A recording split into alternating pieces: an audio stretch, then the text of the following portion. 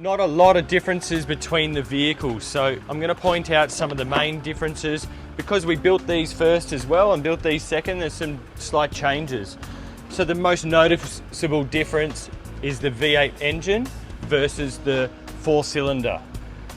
Manual gearbox transmission versus the automatic. Now, believe it or not, the power and the capabilities are exactly the same. I couldn't believe it myself, but Toyota was saying before they were coming out that they were going to be just as capable, and I'm like, there's no way, there's just no way. Believe it or not, they are just amazing. So you're going to use a lot less fuel because they have the same 130 litre fuel tanks, diesel fuel. The difference of 550, 600 kilometres and 900, 950 kilometres out of the same tank. So keep that in mind when you're doing big trips. So which one will be less fuel?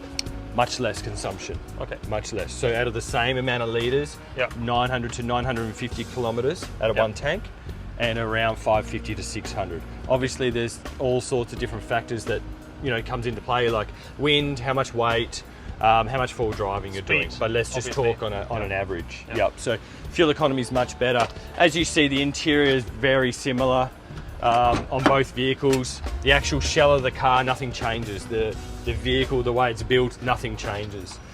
When it comes to our build, we've still got the little deck up top, so if you want to put swags up there or storage, you can still use that to get into your tent.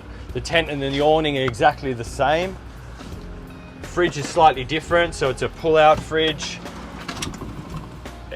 42 litre fridge on this particular one.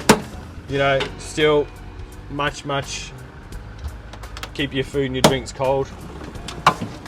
Kitchen, similar, but not exactly the same.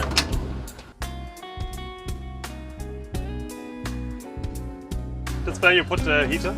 Yeah, the cooker? No, the cookers don't fit on here. This is a food prep table. Really good to just make your salad, prep your food. Yeah, fantastic to do.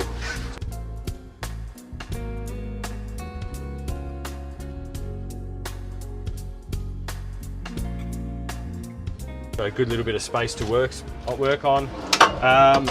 So it's just a slight differences in the cabinetry. Both have the ability to store dry food like this in a pantry.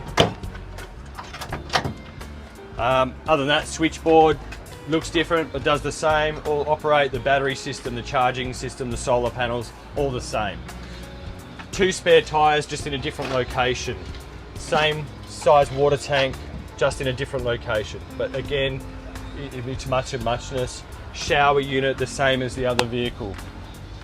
Coming around here, storage it looks different, but size-wise, it's not far different. Again, you just have recovery gear, esky, cooker, chairs, tables, butane gas, plenty more storage in there, and this can be reorganised for more storage as well. Remember on the 79 series, if it's just for 2 people, you have that full back seat for storage.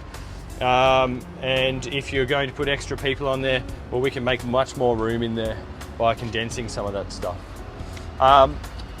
Really, between the two, it's the engine size, the transmission, and just some updated bits of carpentry. Can you tell a bit about electric rooftop tent? Yeah, sure. So these are the Bundatech rooftop tents. So if you want to get a little bit to know about what you're potentially going to be sleeping in, if you research either on our website or the Big Country 4x4 Australia website, you'll see all the specs. But they're an amazing, very quick setup, as you saw in the demonstration in the last vehicle. They go up and down really quick, but I always say, how amazing to be able to sleep in a rooftop tent that you can also sit in, have a conversation, play some cards, have a cup of coffee. You can, see if you're parked on a beach, you can open the window in the morning, have your coffee up there and just, watch the waves crash. Somewhere to escape, where a normal clamshell tent, you sleep in, as soon as you're up and awake, you want to get out. There's no room to move. You're basically lying down and sleeping, and that is it.